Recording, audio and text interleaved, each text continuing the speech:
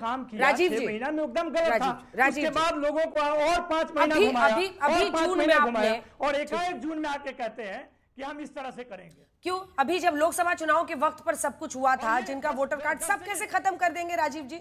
उसका कोई मतलब नहीं है क्या? तो क्या चुनाव आयोग ने पिछली बार जो किया वो फर्जी था? देखिए, किशनगंज में आवासीय प्रमाण पत्र के लिए 10 लाख लोग अचानक डाल रहे हैं। अरे भाई, ऐसे ही हमने सर्च देखा था महाराष्ट्र में भी, जब लाड़की बहन योजना का ऐलान हो रहा था, पैसे बांटने की बात हो रही थी, हमने सर्च देखा था महाराष्ट्र में, दिल्ली में। अब आपने भी कहा कि हम पैसा देंगे, 2500 रुपया दे रहे हैं ना राजीव जी? देखिए, 1957 में पहली बार बैलेट पेपर के इलेक्शन में एक बड़े रिगिंग की शिकायत बेगूसराय जिले में हुई। देश आगे बढ़ता गया, बैलेट से हम लोग ईवीएम तक आए। चुनाव सुधारों की ये प्रक्रिया को निरंतरता में देखिए।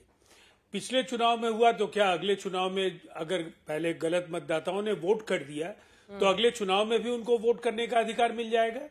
ये सुधार समय समय पर होते रहे हैं और ये 13वीं बार हो रहा है।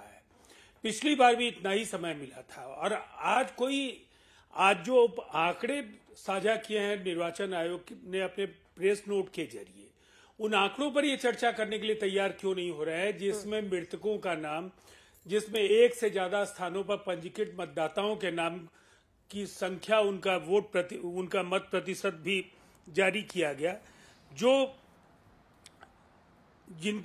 इसके साथ साथ जो कई दूसरे स्थानों पर जो चले गए कई मतदाता वो वहां मतदान कर रहे हैं। तो वैसी स्थिति में और जो इलेक्टर्स ट्रेसेबल ही नहीं है। फिर एक संख्या है जहां 3.77%, ये 29 लाख से ज्यादा मतदाता है। पॉलिटिकल पार्टीज के नुमाइंदों को भी कहा गया, बीएलएस को कहा गया, डिस्ट्रिक्ट प्रेसिडेंट्स को कहा गया, आप उनका साथ दीजिए ना। इन आंकड़ों में आपको किनसे हमदर्दी है? साथ दीजिए ना का नाम आशुतोष जी, शामिल जल्दी किया से। जाए जो एक से ज्यादा जगहों उनकी पर दलील में क्या दिक्कत है? और 36 लाख लोग, ठीक है, 36 लाख जिन लोग, रुक जाइए अभी प्लीज, 36 लाख लोग जिनको हटाया गया है उसके बारे में बताया गया है, मृतक हैं या 2 जगह पर वोट डाल रहे हैं। अब ऐसी वजहों से भी ना हटाया जाए क्योंकि अभय दुबे जी को पसंद नहीं है या नवल जी को? नहीं, मुझे तो लगता है कि अभी तो वोटर लिस्ट बनी भी नहीं है और उसके पहले आपने तय कर लिया कि 36 लाख लोग विदेशी हैं।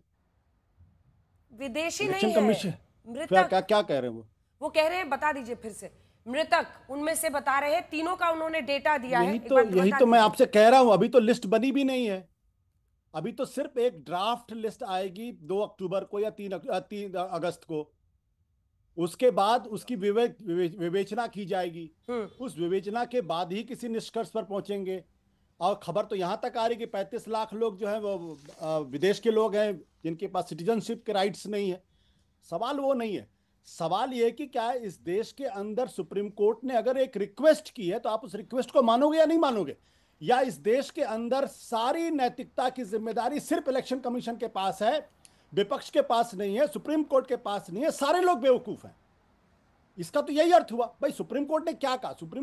सुप्रीम कोर्ट ने कहा कि भाई ये 3 चीजें आप मान लीजिए तो अच्छा रहेगा। उन्होंने कहा कि हम संवैधानिक संस्था की, देखिए मैं गौरव भाटिया बीच में मत बोलिए आप, मैंने आपके बीच में नहीं बोला, अभी मुझे मत डिस्टर्ब करिए प्लीज। तो सुप्रीम कोर्ट अगर वो कह रहा है कि 3 चीजें जिसकी मुझे चेक करना है कि आपको ये अधिकार है या अधिकार नहीं है, आपने उचित प्रक्रिया का पालन किया या पालन नहीं किया है, जो टाइम है उस टाइम को उचित है या उचित नहीं है। सुप्रीम कोर्ट के सुधांशु धूलिया जी खुद कह रहे हैं जस्टिस साहब कि अगर आप मुझसे पूछेंगे तो मेरे पास भी सर्टिफिकेट नहीं मिलेंगे। मुझे तो ऐसा लगता है कि पूरी की पूरी एक्सरसाइज कहीं ऐसा तो नहीं है कि ये दलित विरोधी और कमजोर लोगों के खिलाफ है, क्योंकि सबसे ज्यादा डॉक्यूमेंट उन्हीं के पास नहीं मिलने वाले हैं। वही नंबर बताइए भाई, इन्हीं से पूछ लीजिए, इनको बड़ी तकलीफ हो रही है। आप गौरव भाटिया से बात कर लीजिए। चलिए इनको बड़ी मिर्ची लगती है, इन्हीं से पूछ लीजिए, यही बता देंगे। बोलिए ना इनसे पूछिए, इनको बड़ी मिर्ची लगती है। अरे इन्हीं से पूछिए भाई, इन्हीं से पूछिए, इनको बहुत ज्ञान है, इनसे पूछिए। या तो ये चुप रहे, नहीं बकवास मत करिए, आप डिस्टर्ब कर रहे हैं मुझे प्लीज। हाँ, आप बकवास कर रहे हैं, डिस्टर्ब कर रहे हैं। आशुतोष जी नहीं बोलेंगे। इलेक्शन कमीशन का डेटा है, फैक्ट्स रिवील्ड सो फार बाय एसआईआर टेस्टिंग। मैं ये इलेक्शन कमीशन का ऑफिशियल डेटा कोट कर रही हूं। 18 लाख मृतक लोग, 26 लाख जो कि दूसरी विधानसभा में चले गए, 7 लाख लोग जो कि 2 जगहों पर रजिस्टर्ड वोटर्स हैं, इनको हटाया गया है। अभी तो सब कुछ कोलेट होना है, सब कुछ आना है। ये आपने कहां से कहा कि इतने सारे विदेशी नागरिक मिले हैं? अंजना जी, अखबारों में छपा हुआ है। अभी आप गूगल करिए, आपको पता चल जाएगा। अभी आप गूगल करिए, पता, सूत्रों के हवाले से रोज खबरें आती है। इलेक्शन कमीशन तो कोई प्रेस कॉन्फ्रेंस करता नहीं है। रुक जाइए, भाई इनको चुप कराइए, भाई इनको चुप कराइए। Gaurav ji, let him complete. मैं आ रही हूं आपके पास, आ रही हूं। नहीं, इनको गौरव भाटिया को चुप कराइए। चलिए आशुतोष जी को मेरे साथ दिखा दीजिए। आशुतोष जी पूरा कीजिए। हाँ। देखिए, मैं ये कह रहा हूं कि अभी तो रफ ड्राफ्ट बनेगा। हाँ। और उस रफ ड्राफ्ट के पहले ही आपने अनाउंस कर दिया कि इतने लोग मर गए, इतने लोग जिंदा, इतने लोग। जब रफ ड्राफ्ट बन जाएगा उसके बाद उस पर कंटेस्टेशन होगा। उस पे लोग कंटेस्ट करेंगे कि भाई आपने जो हमको हटाया है, मेरा नाम इसमें नहीं था, गलत है, मेरे पास ये डॉक्यूमेंट है, मैं आपके पास आऊंगा। बाकायदा उसका एक प्रोसेस होता है, अपील की जाती है, वो अपील पे सुनवाई होती है। सुनवाई के बाद फिर अगर तब भी अगर जो आवेदक है, अगर उसको लगता है कि उसकी अपील को सुनवाई नहीं है, आप समझ नहीं रहे। एक काउंटर कर रही हूँ, आप भी समझेंगे क्या मेरिट है।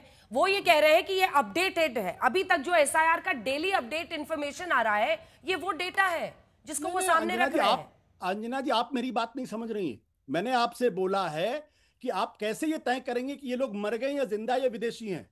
अभी भाई आपने, मुझे तो अच्छी तरीके से याद है कि 2022 में मेरा नाम वोटर लिस्ट से गायब कर दिया गया था।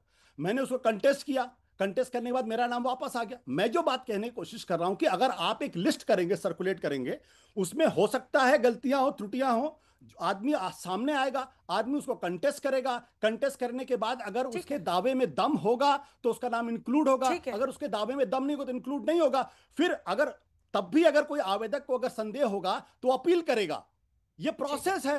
बिना प्रोसेस के आपने तय कर दिया सारी बातें। नहीं, अभी तक जो अपडेटेड डेटा है वो बता रहे हैं, कोई तय नहीं कर रहा है कुछ अभी तो। इसीलिए तो यहां तक कि कंटेस्ट करने के लिए भी जो डेटा आता है, रोल आता है, उसके बाद कंटेस्ट करने के लिए भी टाइम दिया गया है। लेकिन सुनिए ना sir, 1.5 lakh booth level agents हैं, जो 12 राजनीतिक पार्टियां हैं उनके।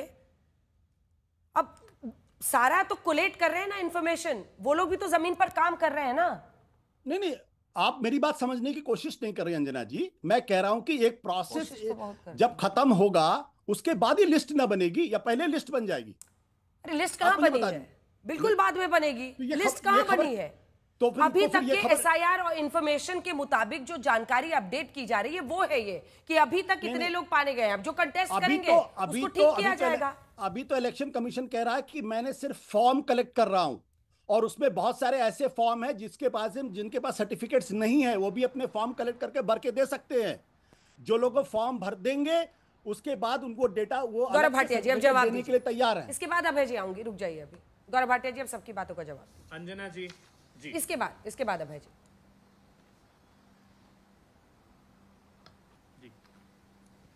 अंजना जी, सारे प्रश्न जो हैं मैं समझता हूं कि हम लोगों से भी पूछे गए और इलेक्शन कमीशन ऑफ इंडिया से भी पूछे गए। आप दूसरी बार गई, अभय दुबे बीच में आ गए और उन्होंने समय ले लिया, मैं इंतजार करता रहा। कोई बात नहीं, इस बार मुझे उम्मीद है कि आप हमें समय देंगे और मैं सारे प्रश्नों का उत्तर विधिक तौर पे जो सही जानकारी है दर्शकों तक पहुंचाने का प्रयास करूंगा, एक एक करके। पहले कांग्रेस की बात कर लेते हैं। मैंने एक मुद्दा उठाया, सर्वोच्च न्यायालय के विवेक से ऊपर राहुल गांधी और कांग्रेस पार्टी का विवेक नहीं हो सकता है। सर्वोच्च न्यायालय ने स्टे नहीं लगाया, पहली बात। दूसरी बात, आशुतोष जी को विधिक ज्ञान थोड़ा कम है, ये बार बार कह रहे थे सर्वोच्च न्यायालय ने रिक्वेस्ट करी। ऐसी कोई चीज नहीं होती है सर्वोच्च न्यायालय रिक्वेस्ट करता है। या तो सर्वोच्च न्यायालय डायरेक्ट करता है, निर्देशित करता है, या वो ऑब्जर्वेशन करता है और रेकमेंड करता है।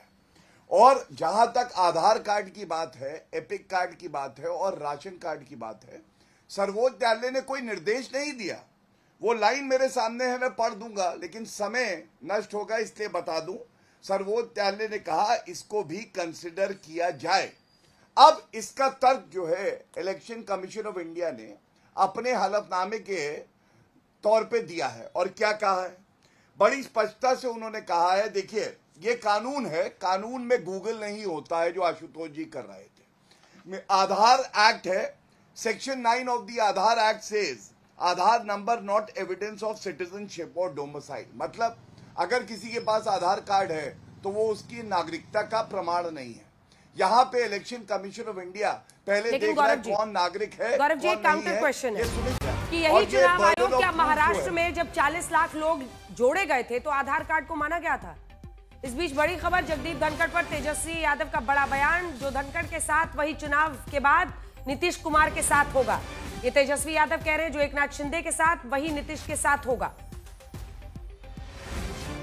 सुनाते हैं आपको। देखिए, मुख्यमंत्री जी अचेत अवस्था में हैं, उनकी सेहत को लेकर के खबरें भी आ रही हैं, लोग फिजिकल तौर पे देखते भी हैं।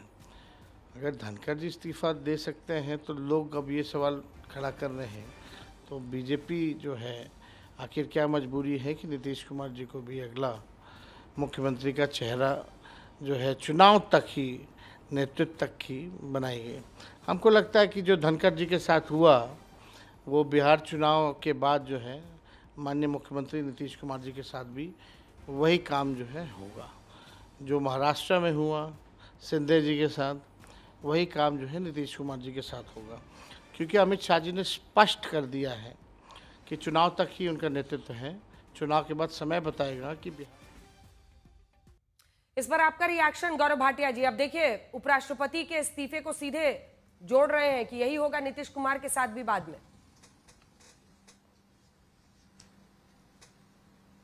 मुझे उम्मीद है कि जो चर्चा का विषय था उस पर थोड़ी तैयारी करके आया था। मैं सही तथ्य रखना चाहता था, आपने एक बयान चलाया। मैं इतना ही कहूंगा, उपराष्ट्रपति जी ने इस्तीफा दिया स्वास्थ्य कारणों से। हमें भी परिपक्वता दिखानी चाहिए, राजनीति में शुचिता बड़ी आवश्यक होती है। प्रधानमंत्री जी ने उसके बाद उस पर प्रतिक्रिया भी दी है। अब मैं उस पर कोई प्रतिक्रिया दूं ये उचित नहीं होगा, और केवल एक ही बात कहूंगा, कांग्रेस के तमाम नेता बयान दे रहे हैं, गलत बयान भी दे रहे हैं। याद रखिए, जब सोनिया गांधी जी का स्वास्थ्य ठीक नहीं था, 2 बार नरेंद्र मोदी जी ने कामना करी वो जल्दी स्वस्थ हों। जब स्वस्थ होंगे और स्वास्थ्य का कारण बताया जाता है तो कोई भी उस पर ओछी घटिया राजनीति नहीं होनी चाहिए। अब मैं विषय पे वापस आता हूं। अंजना जी, मैं आपको बता रहा था आधार क्यों कहा है कि नागरिकता का प्रमाण नहीं है। नहीं, पर 40 लाख लोग को महाराष्ट्र में जोड़ा गया ना गौरव जी। अगर मैं गलत हूं तो मुझे करेक्ट कर दीजिएगा। महाराष्ट्र में तो आधार कार्ड पर जोड़ा गया ना 40 लाख लोगों को। गौरव जी चलिए, अंजना जी, होता क्या है, कई बार आप अपनी बात बहुत सुचिता से क्रमवार तरीके से कहना चाहते हैं, आप लिखते हैं, लेकिन बीच में टोका जाता है। आप महाराष्ट्र पे ज्यादा चिंतित हैं, मैं महाराष्ट्र पे प्रयास करता हूं कि आपको बताऊं क्या फर्क है। सेक्शन 21, 1 और 2, ये जो रिप्रेजेंटेशन ऑफ पीपल एक्ट है ना, इसमें एक प्रक्रिया है इलेक्टोरल रोल रिवीजन। महाराष्ट्र में इलेक्टोरल रोल रिवीजन हुआ था और बिहार में भी इससे पहले वही हुआ। कहीं भी चुनाव होता है वही होता है। सेक्शन 21 सब क्लॉज 3 में क्या कहा गया है? कहा गया है स्पेशल इंटेंसिव रिवीजन। जब इंटेंसिव रिवीजन होता है तो यह होता ही इसीलिए है, फर्जी वोटर जिनका प्रमाण ना हो, जो नागरिकता ना सिद्ध कर सकें, इसको समय समय पे दूर किया जाए और उनको हटाया जाए हमारी लोकतंत्र की प्रणाली से। इसमें क्या गलत है? ये फर्क है। दूसरा, महाराष्ट्र में तो राहुल गांधी ने ऐसा झूठ बोला है कि देश की जनता थू थू कर रही है। मैं आपको बताता हूं कैसे। इलेक्शन कमीशन ऑफ इंडिया ने बताया 24 दिसंबर 2024 को कि 40 लाख वोटर ऐड किए गए हैं। राहुल गांधी ने floor of the house parliament में कहा 70 लाख ऐड हुए हैं। और अभी बिहार में जब प्रदर्शन कर रहे थे, वो बयान चलाइएगा, कह रहे 1 करोड़ ऐड हुए हैं महाराष्ट्र में। मैं पूछना चाहता हूं, अगर लोगों का विश्वास निर्वाचन आयोग में है, राहुल गांधी संसद के पटल पे 70 लाख का आंकड़ा देते हैं, बिहार के प्रदर्शन में 1 करोड़ का आंकड़ा देते हैं। इस राहुल गांधी जी की अपरिपक्व, आप देखिए परिपक्वता क्या है, ये कितने अपरिपक्व हैं, ये चिंताजनक है। और मैं 1-2 बातें और कह के अपनी बात को अंत करूंगा। इस डिबेट में आपने सुना कांग्रेस के प्रवक्ता ने कैसे लापरवाही से अफवाह फैलाने का काम किया। इन्होंने कहा 8 करोड़ जो वोटर है उनकी नागरिकता चेक हो रही है, लोकतंत्र नष्ट हो रहा है। जबकि जो आंकड़ा आपने दिया वो मेरे समक्ष भी है। टोटल जो है वो 43,92,000 इलेक्टर्स हैं, जिनको पाया गया या तो वो मर चुके हैं या वो दूसरे पते पे चले गए हैं, और तीसरा या 2 जगह उनका नाम है या वो पाए नहीं जा सकते। तो ये 43 लाख को 8 करोड़ बना दिया। दूसरा, आशुतोष जी ने गूगल का सहारा लेके बताया ये 40 लाख विदेशी है। कब कहा इलेक्शन कमीशन ऑफ इंडिया ने? हमने, भाजपा ने कभी कहा, किसी पार्टी ने कहा कि ये 40 लाख विदेशी है? हमने कहा एक प्रक्रिया है, हमने कहा प्रक्रिया, मैं पूरी कर लूं अपनी बात। हमने कहा प्रक्रिया है, बीएलए बनाए गए हैं, बीएलए जा रहे हैं और वोटर को ढूंढेंगे, जिनके प्रमाण पत्र आएंगे इलेक्शन कमीशन ऑफ इंडिया अपना काम करेगा, सर्वोच्च न्यायालय अपना निर्णय देगा। अभय दुबे जी। अंजना जी, इलेक्शन कमीशन ऑफ इंडिया अगर बता देता कांग्रेस की मांगी हुई जानकारी तो हम भरोसा कर लेते। हमने कहा कि फोटो के साथ वोटर लिस्ट महाराष्ट्र की दीजिए, वो वीडियो फुटेज दे दीजिए। आज तक प्रतीक्षा कर रहे हैं, हमने नहीं दी। पीले चावल लेकर कौन गया था सरकार के पास? Section 23(4) representation of people's act में ऐड कर लीजिए। बकवास मत करिए बाप, आप बीच में बोलते हैं। अंजना जी चुप कराइए, ये गलत बात है। हर एक व्यक्ति के बीच में बोलते हैं क्योंकि जानकारी रखते नहीं है। देखिए 23(4) गौरव जी आवाज नीचे कर रही हूँ, please let him complete. RP act आपके लिए ना ये वोटर रिविजन लिस्ट, सर मैं सवाल पूछ रही हूँ, सवाल तो सुनिए, एक मिनट, सवाल तो सुनिएगा ना सर। वोटर रिविजन लिस्ट ना आपके लिए नया ईवीएम है और कुछ नहीं है। कागज नहीं दिखाएंगे, मेरे पास कागज नहीं है, उसके पास जो जायज बात है आप तो पूछिए ना। अच्छा चलिए चुनौती देता हूं, 90% इन्यूमरेशन फॉर्म बगैर दस्तावेजों के हैं। मैं चुनौती देता हूं, हस्ताक्षर भी बीएलओ ने, कई प्रमाण आए, सेना के अधिकारी वो आगे आए टेलीविजन पर, कहा कि साहब बीएलओ ने मेरे हस्ताक्षर करके फॉर्म भर दिया, मेरे पास कोई फोन कर करके थक गए लोग, कोई नहीं पहुंच रहा वहां, और वो कह रहे हैं कि हम इतने प्रेशर में। मैं पूछता हूं, ये पीले चावल लेकर गए ना आप, अमेंडमेंट कराया 2021-22 में, आधार को कंसीडर कीजिए आप। फॉर्म 6B में जब नए वोटर का रजिस्ट्रेशन करा रहे हैं तो उसमें आधार को कंसीडर कर रहे हैं, आज क्यों नहीं कर रहे हैं साहब? अरे आपने नकार दिया किसको? वोटर लिस्ट तक को नकार दिया कि जो कार्ड हमने दिए हैं अब वो हम उसको नहीं मानते, चुनाव आयोग कह रहा है। तो साहब 8 करोड़ लोगों को आपने ये मान लिया संदिग्ध रूप से, क्योंकि हर एक व्यक्ति का फॉर्म मांगा आपने। आपने कहा 2003 में जो वोटर रजिस्टर्ड हैं उनको कम से कम, अरे तो फॉर्म तो उनके भी भरवा रहे हैं आप, उनके फॉर्म क्यों भरवा रहे हैं? मोदी परिवार को पूरे दिक्कत है इस बिहार प्रांत से। मैं सही कहा आपने आशुतोष जी ने कि दलितों से समाज के अंतिम पंक्ति में खड़े हुए लोगों को सिर्फ ये बिहार और देश का नागरिक नहीं मान रहे। ये कह रहे 3 करोड़ लोग जो बाहर है वहां वोटर का रजिस्ट्रेशन करा ले, क्यों करा ले साहब? ओनस ऑफ प्रूविंग सरकार की है, नागरिकता की। राहुल गांधी का 70 लाख का आप कल से कह दोगे 140 करोड़ लोग नागरिक नहीं है इस देश के, क्यों कहा से सर्टिफिकेट लेकर आएंगे? ये दायित्व आधार कार्ड कि आप तारीख है, उनके पास आधार कार्ड है, उनके पास राशन कार्ड है, वोटर आईडी कार्ड है। चुनाव दर चुनाव, आवाज नीचे कीजिए, चुनाव दर चुनाव हम लोग देख रहे हैं कि वोटर के मन में, इसके बाद आ रही हूं नवल जी, छोटा छोटा कमेंट आप लोग दीजिएगा प्लीज, ताकि सबको एक बार फिर से बारी मिल जाए। शशि जी, वोटर के मन में चुनाव दर चुनाव, क्या विपक्ष की इसी बात में एक सफलता अपने आप हो जाती है कि वोटर के भ्रम में वो एक मन में एक भ्रम पैदा कर पा रहा है? क्योंकि सही तरीके से कुछ बोला नहीं जाता। मतलब ये कांग्रेस ही पार्टी है जिसमें एक नेता कोई और नंबर बोलता था महाराष्ट्र को लेकर, दूसरा कोई और बोलता था, तीसरा कोई और बोलता था। लेकिन अगर ये भ्रम पैदा होता है लोगों के मन में, तो ये लोकतंत्र को कितना जीवंत करेगा?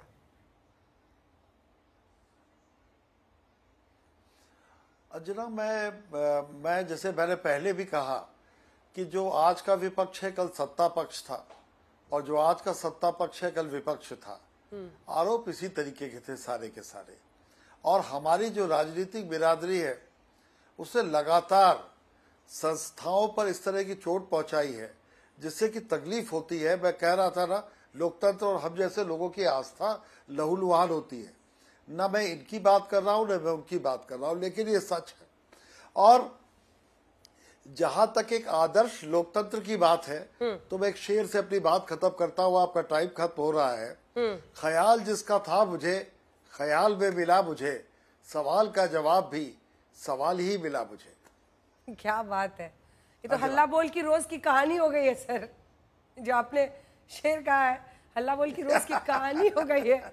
नवल जी, नवल जी, नवल जी जल्दी से एक कमेंट कीजिए। 20 साल वाले को जवाब देना चाहिए कि हुआ कैसे और क्यों हुआ, पहली बात। दूसरी बात क्या, आपने अभी ईवीएम पे टिप्पणी किया, तो इसका मतलब है कि जिसने भारतीय जनता पार्टी के एक आदमी ने किताब लिखा डेमोक्रेसी एट रिस्क, उसको राज्यसभा का मेंबर बनाया गया, उसका विमोचन आडवाणी जी गए। वो क्या छोटी और ऊंची राजनीति थी? वो क्या संस्थाओं पे सवाल नहीं उठाए जा रहे थे? देखिए, मूल प्रश्न ये है कि जब कभी भी किसी व्यक्ति को या किसी राजनीतिक दल को ये लगेगा कि फ्री एंड फेयर इलेक्शन, जो कि मूल काम है, नागरिकता स्थापित करना मूल काम नहीं है, मूल काम है कि आप में विश्वास बनी रहे, वो जब भी धोखा खाएगा हम सवाल उठाएंगे। 2020 में भी धोखा हम खाए थे, 12 विधायकों को आपने हराया, ये हम सब कहते रहे, लेकिन चुनाव आयोग इसको डिफेंड करते रहा। तो हम जरूर कहेंगे, और यही कारण है कि भारतीय जनता पार्टी अपनी बात नहीं कर रही है, वो चुनाव आयोग का प्रवक्ता बनी हुई है, और जो उनके साथ में है वो डरे हुए हैं कि कहीं उनका न खाता कम हो जाए। तो ये सही बात ये है, इसको आप माने या नहीं माने,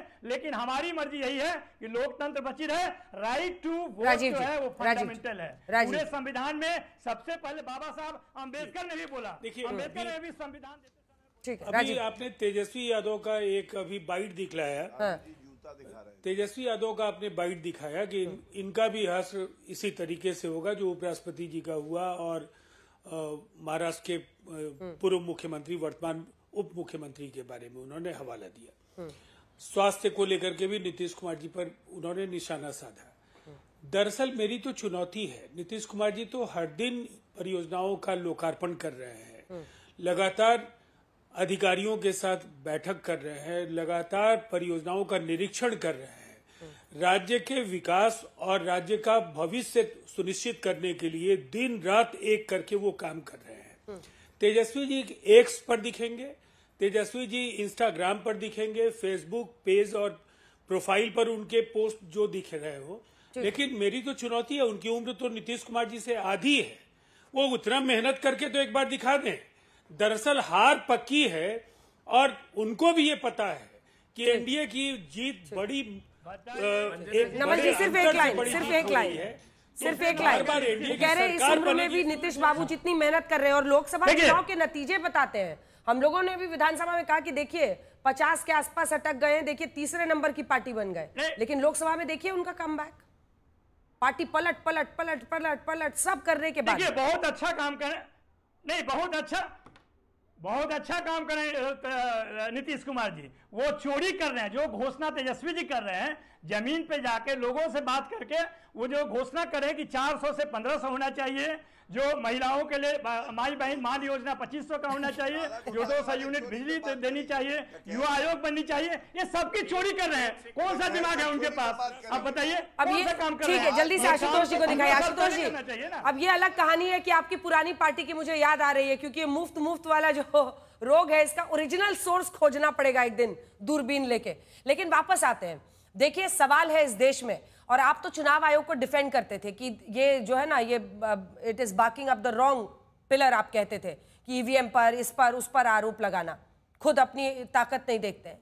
क्या विपक्ष वाकई इतना ताकतवर है और चुनाव आयोग हरा रहा है सिर्फ अपने दम पर? देखिए पहली बात, जहां जहां ये जीतते हैं वहां का, पहली बात तो मैं अपने मित्र राजीव रंजन जी को बता दूं कि उनको खाली उपेंद्र कुशवाहा जी का बयान सुन लेना चाहिए जो उन्होंने नीतीश कुमार जी के बारे में बोला है। वो बयान अपने आप में सफिशिएंट है। उपेंद्र कुशवाहा जी पार्टी में ही हैं, पार्टी के साथ हैं एक तरीके से, तो उन्होंने बहुत अच्छी बात उन्होंने कही नीतीश कुमार जी के लिए, और उस पर उन्होंने अमल करना चाहिए। जहां तक चुनाव आयोग की बात है, देखिए मेरा तो बहुत सीधा सा मानना है कि अगर दो संवैधानिक संस्थाएं एक दूसरे का सम्मान नहीं कर सकती तो फिर क्या कर सकती है देश। सुप्रीम कोर्ट ने कहा कि भाई यहाँ पे 3 चीजें मान लीजिए, और ये कहा कि हम इसलिए ये बात कह रहे हैं क्योंकि एक संवैधानिक संस्था दूसरे संवैधानिक संस्था की मर्यादा का ध्यान रखना चाहता है। मान लेने में क्या दिक्कत थी भाई? अगर, और मैं बार बार कहता हूं, इस देश के अंदर अगर सबसे कम डॉक्यूमेंट अगर किसी के पास है तो इस देश के दलितों, पिछड़ों और गरीबों के पास है, जो अपने 2 वक्त की रोटी खोजेंगे या कागज बनवाएंगे। गौरव जी 2 लाइन का जवाब इस पे, गौरव जी जल्दी से 2 लाइन से। गौरव जी, मैं बस इतना ही कहूंगा, यहाँ महापुरुष बैठे हैं कुछ, वो सोचते हैं वो सर्वोच्च न्यायालय से ऊपर है। भगवान आशुतोष जी को किसी का अधिवक्ता ना बनाए, वो केस जरूर हार जाएंगे।